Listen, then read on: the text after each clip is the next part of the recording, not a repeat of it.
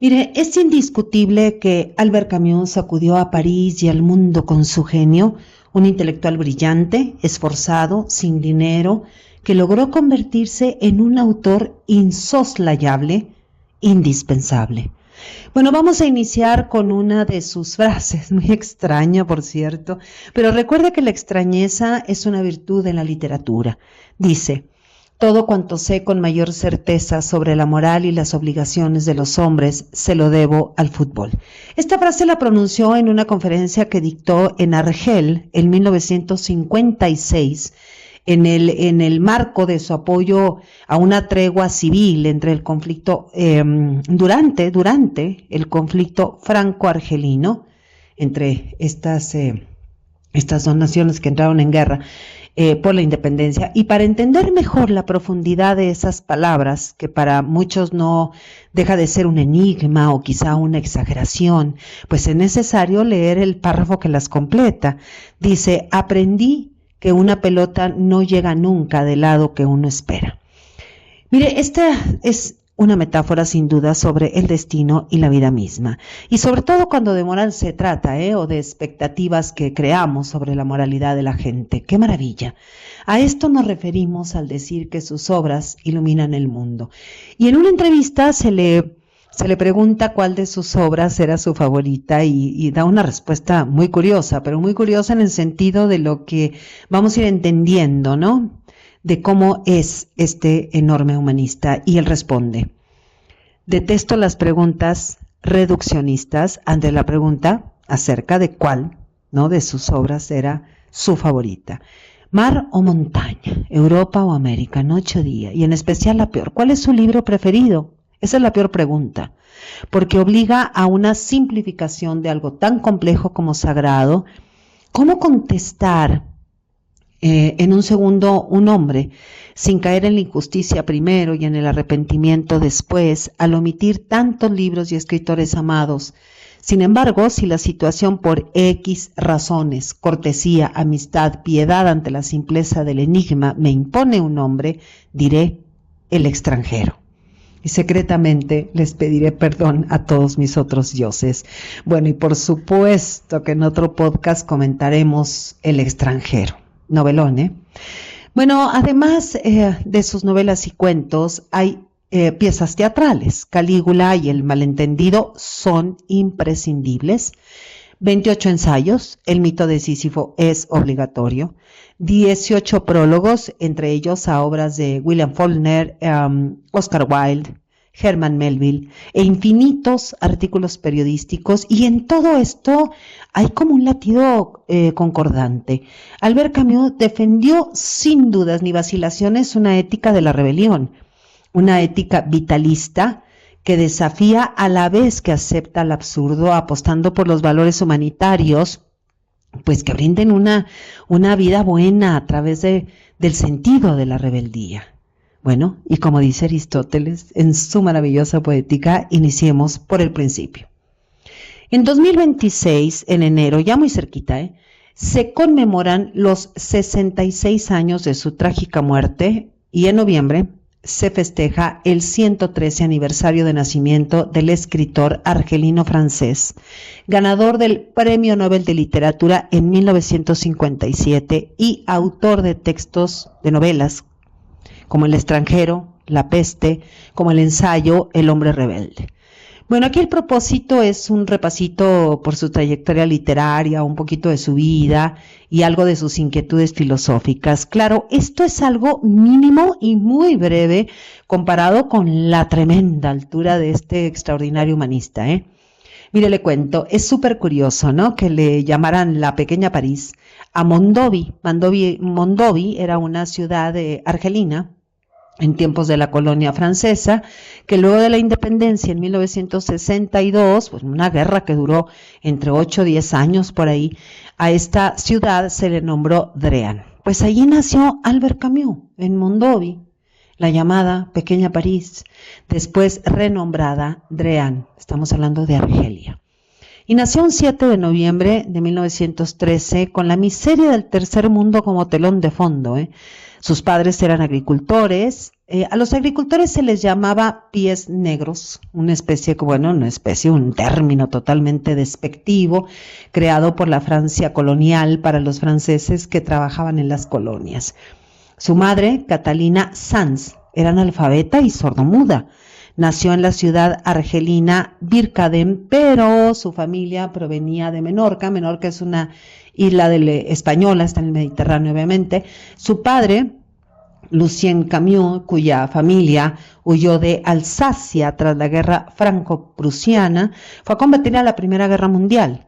Y ahí en la batalla de Marne, en Francia, lo hieren y tras ser trasladado, ¿no?, lo llevan al hospital, finalmente ahí fallece.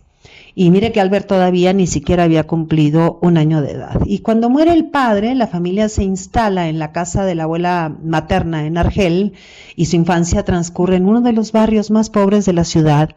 Y sobre esto no hay mucho que decir. Simplemente que es un niño que sobrevive a la pobreza hasta que llegan los libros. Y fue a partir como de un subsidio para los hijos de las víctimas de la guerra que empezó a estudiar, primero, obvio, la primaria, el bachillerato, después ya finalmente filosofía y letras, ¿no? Y pues mientras tanto, por eso vamos a regresar como empezamos, ¿no? Como la mayoría de sus compañeros de barrio, Albert Camus jugaba al fútbol y estudiaba muchísimo. Y leía un montón, y como futbolista pues era delantero central. Esto lo cuento porque es algo muy curioso, ¿no? Pero el niño, ya casi un adolescente, tenía tuberculosis y sus pulmones pues no funcionaban muy bien, ya sabes, se agitaba todo el tiempo, y entonces decide ser portero. Y esa es una versión. Otra de las versiones es que dicen que era tan pobre Albert Camus, que no quería gastar, ¿no?, como su único par de zapatillas deportivas, entonces por eso prefirió colocarse en la portería. Pero todo esto lo cuenta él en entrevistas, no crea que esto es menor, ¿no?, lo del fútbol estamos hablando, porque para Albert Camus esto era muy importante. Tanto así que en 1957, se publicó una especie de ensayo que él mismo tituló Lo que le debo al fútbol. Y ahí dice, sí, lo jugué varios años, me parece que fue ayer, pero cuando en 1940 volví a calzarme los zapatos, me di cuenta de que no había sido ayer. Dice, aprendí que la pelota, lo que le había comentado, nunca viene hacia uno por donde uno espera que venga. Eso me ayudó mucho en la vida.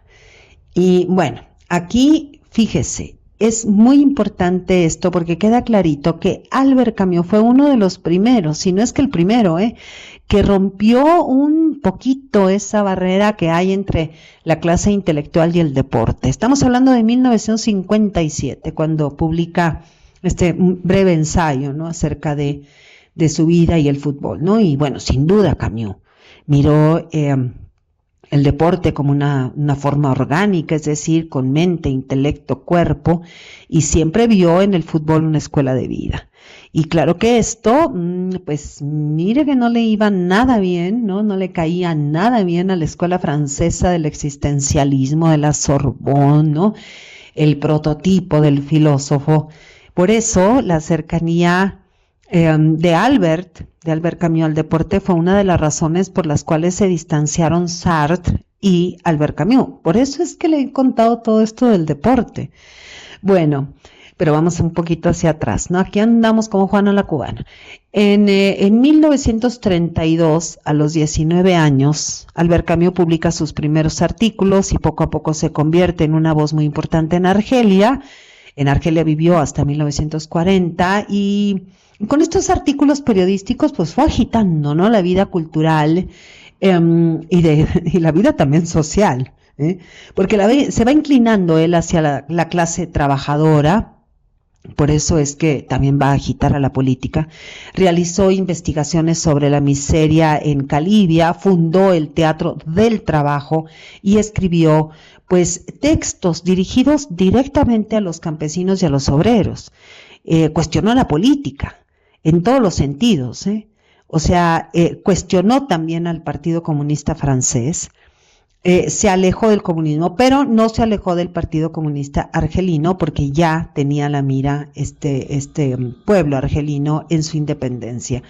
En 1940, pues ya era mal visto por el gobierno argelino, ¿no? Con toda estos cuestionamientos, ¿no? Que hizo en torno a la cultura, a la política, a la economía, al Partido Comunista Francés y a la URSS y a los nazis y a todos los totalitarismos del momento, ¿no? Y bueno, pues imagínense que se le empieza a negar trabajo por todos lados en Argelia y decide emigrar a París. Y bueno, seguir siendo el periodista que era, pero ya con el índice apuntando a la literatura. Hoy ha muerto mamá, o quizá ayer, no lo sé. Recibí un telegrama del asilo. Falleció su madre. Entierro mañana. Sentidas condolencias. Pero no quiere decir nada. Quizá haya sido ayer. Así comienza la primera novela de Albert Camus, El extranjero, publicada en 1942, y con este libro inaugura su gran obra. Es un movimiento estético e intelectual, una especie de ficción filosófica, lo que la crítica literaria llama existencialismo, así lo llamó primero, y después absurdismo o filosofía del absurdo. Pero la maravilla es que Albert Camus nunca aceptó las etiquetas, porque estamos hablando de un humanista. Albert Camus es como una especie de punto bélico, de vela, de navío, donde se amalgaman las perspectivas, ¿no? Ahí está la literatura, la filosofía, la política, la moral, el humanismo, la narrativa, el ensayo, la dramaturgia, el periodismo.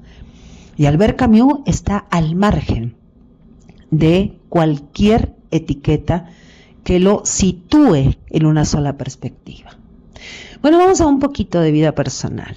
Albert tuvo muchos romances, se casó 2 veces, tuvo 2 hijos. Mire, le cuento, en una entrevista de 2012 realizada a Catherine Camus, su hija. Catherine Camus es abogada, albacea de la obra de su padre. Dijo, es difícil decir quién fue la mujer más importante de su vida. Todas lo fueron. Mujeres de una personalidad muy fuerte. Y de todos esos amoríos, la mayoría clandestinos, están las cartas como testimonio. Por ejemplo, las que le envió a la actriz María Casares, hija del entonces jefe del gobierno español Santiago Casares Quiroga, con quien tuvo un romance pero desaforado, y a ella le escribió: hace 6 días que estoy aquí y todavía no me he acostumbrado a tu ausencia. Y bueno, Albert y María se conocieron, mire, el 19 de marzo de 1944. Y esto lo contamos porque duraron muchos años juntos, a pesar de que él estaba casado y tenía hijos y toda esta cuestión. Bueno, Camus estaba en Francia, la esposa estaba en Argelia. En esa época, pues fueron años muy intensos, sobre todo políticamente, ¿no? Por la ocupación nazi, la resistencia francesa, de la que Albert y María, pues participaron. Ellos estuvieron dentro de la resistencia francesa. Y 2 años después, Francine, su mujer legal, viaja a Francia, nacen los 2 hijos, los hijos gemelos, y la relación entre María Casares y Albert Camus se disuelve, pero bueno, se van a seguir reencontrando, ¿no? Mire, dice aquí, nada es más hermoso, más soberbio y más tierno que el deseo que tengo de ti. Fíjese, esto le escribió Albert Camus en 1948 a María Casares. Y ella le responde: yo espero el milagro siempre renovado de tu presencia. Y el romance va a terminar hasta la muerte del escritor. Años pasaron juntos. En esos últimos años, nadie sabía que serían los últimos. Precisamente el 17 de octubre de 1956, la actriz María Casares le escribió: hace mucho tiempo que no lucho contra ti, pero sé que cualquier cosa que acontezca, viviremos y moriremos juntos. Bueno, el sinsentido de la vida está en su final. Nadie volvió de la muerte para contar qué hay del otro lado, ni para explicar por qué transitamos todo este camino. En 1942, Camus publicó un ensayo que abordó esta cuestión, precisamente el sinsentido de la vida. Pero pues fue mucho más allá, ¿eh? Este ensayo se titula El mito de Sísifo, es una reflexión sobre el suicidio, donde dice: juzgar si la vida vale o no vale la pena vivirla es responder a la pregunta fundamental de la filosofía. Esto escribe en la primera página y más adelante dice: ¿cuál es pues ese sentimiento incalculable que priva al espíritu del sueño necesario a la vida? Bueno, sabemos sin duda que en la mitología griega la astucia de Sísifo es castigada por los dioses, condenándolo a empujar hacia la cima de una montaña una piedra gigante.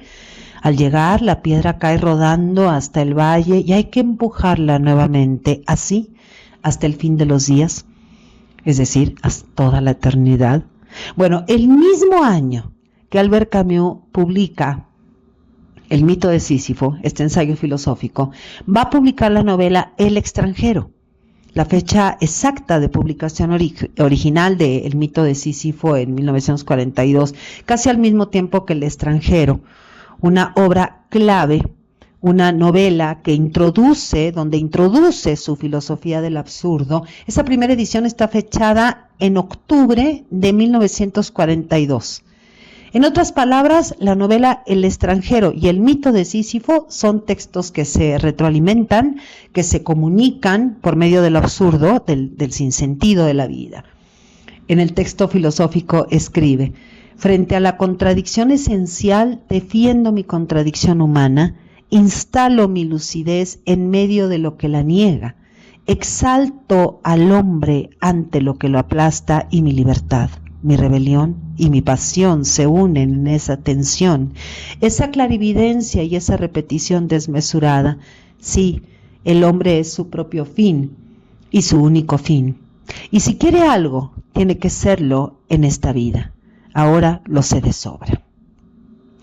Bueno, entonces hay que leer juntitas, casi a coro, un párrafo de una página de otra. Hay que leer juntitos El extranjero y el mito de Sísifo. Bueno, ahora le cuento acerca de un hecho importante para nosotras, para los latinoamericanos. El 12 de agosto de 1949, bueno, pues resulta que el Ministerio de Relaciones Exteriores de Francia, por cuestiones diplomáticas, envía a Albert Camus a Buenos Aires. En ese momento, pues ya era un escritor y filósofo renombrado en Francia.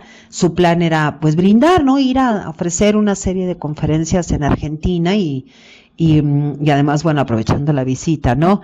Estamos hablando de 1949, pues, montar una representación de su obra El malentendido, pero esta representación fue censurada. Albert Camus entonces abandona el país sin dar ninguna de las charlas programadas, imagínense. Y no obstante, bueno, sabemos Victoria Ocampo, ¿no? Y su equipo editorial continuaron con la difusión de su producción literaria. Mira, la propia Victoria Ocampo fue una de sus traductoras, como también lo fue Julio Cortázar. Escribe Camus en su diario: hay una paz provisoria en esta casa. El sol se filtra por la ventana, estoy en una cama matrimonial con un cigarrillo en la boca, los pies cruzados, la espalda y la cabeza sobre una almohada, la mano presionando un lápiz sobre el papel. Es la mansión de Victoria Ocampo. San Isidro, año 1949, 13 de agosto, primera mañana en Argentina. Debería quedarme aquí hasta el día de mi regreso. Esto lo escribe en su diario de viaje. Es que estaba maravillado con la Villa Ocampo. Y escribe: es una casa grande y agradable, en el estilo de lo que el viento se llevó, gran lujo antiguo, tengo ganas de acostarme y de dormir hasta el fin del mundo. Pasó 3 días en Argentina y 2 noches ahí en Villa Ocampo, y el 14 de agosto parte a Santiago de Chile. Bueno, sabemos, no tuvo grandes actividades, ¿no? En aquellos 3 días, pues sí fue censurado, y la más importante fue una reunión con unos 40 intelectuales argentinos que le organizó la propia Victoria Ocampo en su casa, en Villa Ocampo. Y bueno, si a usted este tema le interesa, le recomiendo que lea el libro Correspondencia entre Albert Camus y Victoria Ocampo, que está prologado por Eduardo Paz Leston. Mire, ahí se cuenta que la última noche cenó con Victoria. Claro, pues es que ya se conocían, por eso él estaba ahí, que habían pasado varias veladas juntos en París, hablaron de política, afirmaron su férrea convicción de oponerse a los totalitarismos. Bueno, para ambos el peronismo lo era. Escucharon óperas, leyeron poemas de Charles Baudelaire, habían sido grabados por Victoria, bebieron, fumaron, rieron. Todo esto se cuenta en ese libro, en el prólogo del libro de las cartas, de la correspondencia entre Albert Camus y Victoria Campo. Bueno, durante la ocupación nazi en Francia y la posguerra, Albert Camus pues editó y escribió en muchísimas revistas obreras. Fue marcando su posición antitotalitaria y vamos que la especificó muy bien y muy clarita, escribiendo sobre diversos conflictos sociales y políticos alrededor del mundo. En 1951, mediante su famoso ensayo El hombre rebelde, ahí deja clarita la falsa dicotomía que hay entre capitalismo y comunismo. Ahí clarito dice que tanto uno como el otro son regímenes autoritarios, uno más encubierto que el otro. Y en este ensayo, El hombre rebelde es una declaración de principios, es un manifiesto casi utópico, una necesaria apología a la rebelión, al espíritu crítico, que empieza así. ¿Qué es un hombre rebelde? Un hombre que dice no, pero si se niega, no renuncia. Es además un hombre que dice sí durante su primer movimiento. Un esclavo que ha recibido órdenes durante toda su vida juzga de pronto inaceptable una nueva orden. ¿Cuál es el contenido de ese no? Y continúa, diciendo, el esclavo, en el instante en que rechaza la orden humillante de su superior, rechaza al mismo tiempo el estado de esclavo. El movimiento de rebelión lo lleva más allá de donde estaba en la simple negación. Inclusive rebasa el límite que fijaba a su adversario y ahora pide que se le trate como igual. Instalado anteriormente en un convenio, el esclavo se arroja de un golpe al todo o nada. La conciencia nace de la rebelión. Esto es una maravilla. La conciencia nace de la rebelión. Por eso al inicio decíamos que Albert Camus construyó una ética de la rebelión. ¡Qué maravilla! Es valiosísima la lectura o la relectura de El hombre rebelde, este ensayo atemporal, una obra necesaria para todas las conciencias. Albert Camus tenía 44 años cuando recibió el Premio Nobel de Literatura en 1957 y en su discurso dijo acerca de sí mismo: ¿cómo un hombre, casi joven todavía, rico solo por sus dudas, con una obra apenas desarrollada, habituado a vivir en la soledad del trabajo o en el retiro de la amistad, podría recibir, sin una especie de pánico, un galardón que le coloca de pronto y solo a plena luz? ¿Con qué ánimo podía recibir ese honor al tiempo que en tantos sitios otros escritores, algunos de los más grandes, están reducidos al silencio y cuando al mismo tiempo su tierra natal conoce una desdicha incesante? Estas son palabras, mire, que contienen una humanidad tremenda, ¿no le parece? Bueno, acerca del escritor dijo en este discurso de recepción: el artista se forja en ese perpetuo ir y venir de sí mismo hacia los demás, equidistante entre la belleza, sin la cual no puede vivir, y la comunidad, de la cual no puede desprenderse. Por eso los verdaderos artistas no desdeñan nada, se obligan a comprender en vez de juzgar. Y si han de tomar partido en este mundo, solo puede ser por una sociedad en la que, según la frase de Nietzsche, no ha de reinar el juez, sino el creador, sea trabajador o intelectual. El artista no juzga, ¿se fija? Y continúa el discurso. Por lo mismo, el papel de escritor es inseparable de difíciles deberes. Por definición, no puede ponerse al servicio de quienes hacen la historia, sino al servicio de quienes la sufren. El silencio de un prisionero desconocido, abandonado a las humillaciones en el otro extremo del mundo, basta para sacar al escritor de su soledad. Por lo menos cada vez que logre, entre los privilegios de su libertad, no olvidar ese silencio y trate de recogerlo y reemplazarlo para hacerlo valer mediante todos los recursos del arte. Y estas palabras, y en muchas más, está la auténtica prueba de que Albert Camus fue uno de los grandes humanistas del siglo XX. Fue más que un filósofo, fue más que un escritor, fue más que un intelectual. Decimos, fue un gran humanista. Y continúa diciendo, y sentimos que aquí se dirige a nosotros, a nosotras y a las generaciones que nos preceden. Dice, indudablemente, cada generación se cree destinada a rehacer el mundo. La mía, sabe, sin embargo, no podrá hacerlo, pero su tarea es quizá mayor. Consiste en impedir que el mundo se deshaga, heredera de una historia corrompida en la que se mezclan las revoluciones fracasadas, las técnicas enloquecidas, los dioses muertos y las ideologías extenuadas, en la que poderes mediocres que pueden hoy destruirlo todo no saben convencer, en la que la inteligencia se humilla hasta ponerse al servicio del odio y de la opresión. Esa generación ha debido, en sí misma y a su alrededor, restaurar, partiendo de amargas inquietudes, un poco de lo que constituye la dignidad de vivir y de morir, ante un mundo amenazado de desintegración, en el que se corre el riesgo de que nuestros grandes inquisidores establezcan para siempre el imperio de la muerte. Sabe que debería, en una especie de carrera loca contra el tiempo, restaurar entre las naciones una paz que no sea la de la servidumbre, reconciliar de nuevo el trabajo y la cultura y reconstruir con todos los hombres una nueva alianza. Mira, la actualidad que hay en estas palabras es absolutamente indiscutible. Estas palabras del discurso de recepción del Premio Nobel de Literatura Albert Camus.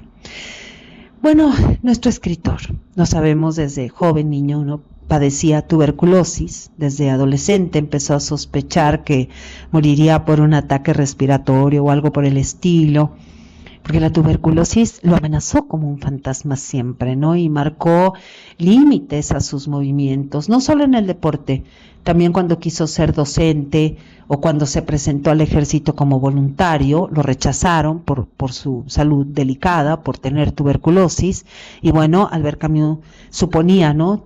Teniendo en cuenta el azar de la vida, que su fin pues podría llegar como a desencadenarse, ¿no? Era el desencadenante, ¿no? La muerte, finalmente una muerte asociada con esa enfermedad pulmonar, pero no fue así. Lo que pasó fue esto, mire, le cuento, y sabemos que hace ya casi, en enero, 66 años, cuando se encontraba Albert Camus en la cumbre de su carrera literaria e intelectual, falleció en un accidente automovilístico,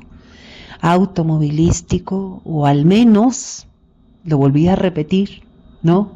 Porque es una cosa tremenda. Son de estas muertes que no le perdonamos a la muerte. Albert Camus falleció en un accidente automovilístico.